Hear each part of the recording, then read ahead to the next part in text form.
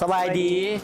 ท่านผู้ชมมื้อนี้มาพบกับ Honda พาเที่ยว EPC เนาะซึ่งมาพบกับเซลก้อยและก็เซลดอรี่เนาะมื้อนี้พวกเขาสิพาไปตั้งแคมป์อยู่ที่อ่างน้ำหุมซึ่งว่าเป็นสถานที่ท่องเที่ยวที่กำลังเป็นที่นิยมสำหรับลูกค้าหลายคนที่ว่าจะไปท่องเที่ยวโดยเฉพาะวันเสาร์วันอาทิตย์เนาะที่เขาเจ้ามักพากันไปเที่ยวเนาะนี่ไปกับ Honda CR-V คันนี้เราเป็นรถที่ว่าคู่ใจเป็นรถ SUV ที่ว่ากำลังฮอตฮิตในตอนนี้เนาะซึ่งว่าภาพและบรรยากาศจะเป็นจังใดนั้นเดี๋ยวพวกเขาพักกันไปเบิ่งเลยเนาะแล้วไปกันเลยไป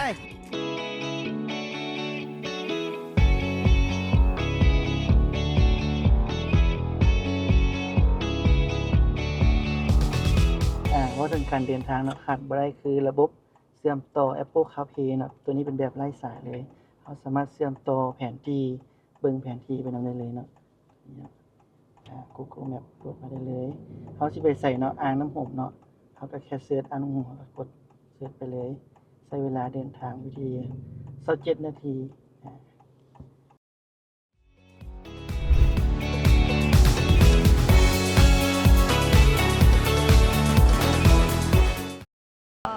ตอนนี้เขาอยู่ที่ปั๊มน้ำมันเนาะเขาขอแวะซื้ออีหยังกินจักหน่อยนึงเพราะว่ากองทัพเขาต้องเดินโดยเพราะเขาคงสึกหิวเนาะไอ้หนูจ่ายค่าขนมแล้วอ่ะเข้ามา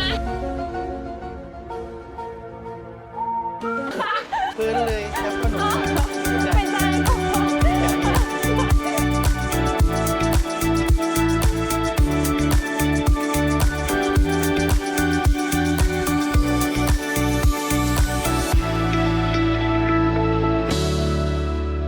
ฮอนแล้วได้นี่นะแม่นฮอดแล้วอ่างน้ำหุ่มอ่างน้ำหุมเนาะเป็นแต่บรรยากาศก็ถือว่าโอเคเนาะพอฮ้อนแล้วก็บ่แดดอย่างไรนะบรรยากาศโล่งๆไปมีแต่เขาสิไปตั้งแคมป์แล้วก็นั่งอยู่ในเต็นท์เพราะว่าเขาเตรียมอุปกรณ์เอี่ยมเครื่องโต๊ะตั้งมาครบสุดแล้ว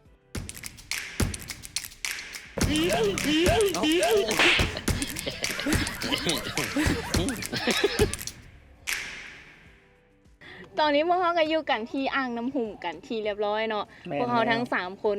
ขี่รถบุปลาปูดงทั้งคุมทั้งอย่างมาสารพัดเนาะส่วนจะมาฮอดจุดนี้มันก็ลำบากพอสมควรแต่ก็ว่ามันก็สุดยอดแหละบรรยากาศสวยงามดีออกจากในเมืองมาฮอดแถวนี้กะหนทางก็ค่อนข้างดีอยู่แต่ว่าเข้ามาทางโฮมนี่อยากว่ามันจะมายากที่ทางที่เขาจะลงมาแถวน้ำนี่บุกบืนกันแน่หน่อยนึงเนาะขี่ตมคุ้มค่าอยู่มาวิวธรรมชาติงามเป็นจังไหนไอ้ดอกขับรถ CR-V มาหนทางก็ยากพอสมควรนะแต่ว่าก็บ่ได้เป็นอุปสรรคหยังกับรถเฮาเลยคันว่าเฮามาแต่เส้นทางหลวงเนาะด้วยพอเรื่องความปลอดภัยก็คือจะมีพวกHonda Sensing เนาะเป็นระบบความปลอดภัยของรถ Honda ก็ไงคือระบบเซฟตี้แม่นทั้งผู้ขับแล้วก็ผู้ที่ว่ามานำแม่นแล้ว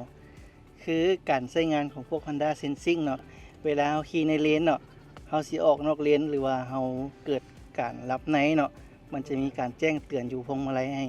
ตีกลับให้มาขี่ในเลนคือเก่าแม่นตัวนี้ก็ช่วยให้เฮาด้วยว่าตื่นโตขึ้นมาถึงเฮาสิรับอยู่นะพวงมาลัยนี่สั่นเลยแม่นเพื่อให้เฮาตื่นแม่นตัวนี้ก็ต้องใช้ความไวประมาณ70ปลายขึ้นใน1มันจึงใช้งานในโหมดนี้ถ้าเฮาขี่ช้ามันก็บ่ได้เป็นหยังบ่ได้แต่ก็อยู่ในระดับความปลอดภัยอยู่เนาะถ้าสมมุติว่าขับช้าถ้าว่าเฮาขี่ไว้เกินขนาด70ขึ้นไปตัวนี้มันจะช่วยเฮาได้แถวใกล้ๆใกล้สิฮอดอ่างน้ำหมก็เวลาลงควายซันจะมีแบบขุมพร้อมเนาะมันจะมีระบบโหมดลงควายซันด้วยเวลาคือเฮาลงควายซันน่ะมันมีทางที่ว่าเป็นขุมเป็นหยังสิเฮาใช้โหมดตัวนั้นมันจะช่วย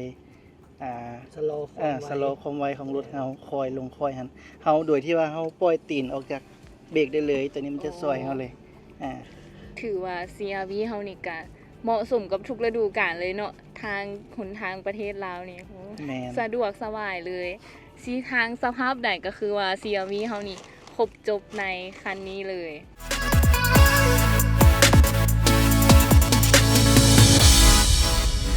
แล้วก็จบลงไปแล้วเนาะกับการมาเที่ยวอ่างน้ำหุ่มของเรานี่ในรายการ Honda พาเที่ยวเนาะความรู้สึกเป็นจังได๋เซลดอมื้อนี้ ก็หลากหลายความรู้สึกเนาะ อากาศร้อนแน่ฝนตกแน่ แมน เย็นแน่ซับซ้อนกันไปเนาะ แต่ว่าเขามากับหยังมื้อนี้ มากับ Honda CR-V แน่นอนบ่มี ใจ ปัญ ของ หา เรา เลยเรื่องอุปสรรค แมน ในการเดินทางในครั้งนี้ เพราะว่าเขามากับนี่เลย CR-V ลูกค้าท่านใดเนาะที่ว่าสนใจ Honda CR-V แม่น สามารถติดต่อพวกเราได้เซลล์ เซลก้อยเนาะ กับเซลล์ดอลลี่เนาะ แม่น ทางศูนย์เนาะ Honda เขาเลยทักเข้าเพจ Honda ลาวของ อย่าลืมกดไลค์กดแชร์เพจ Honda ลาวเฮาได้เด้อเจ้า แมน บ่ว่าจะเป็น เขาจะมี Facebook อ่า TikTok เขาจะมีกิจกรรมหลากหลายให้ลินในเพจเราตลอด แล้วก็อย่าลืมติดตาม EP ต่อไปเนาะว่า Honda พาเที่ยวสิพาท่านผู้ชมไปสถานที่ท่องเที่ยวใดเนาะแต่ว่าสำหรับมื้อนี้พวกเขาสองคนต้องลาไปก่อน ขอขอบใจ ขอขอบใจ ไปกุ้งเมื่อแม่นแล้ว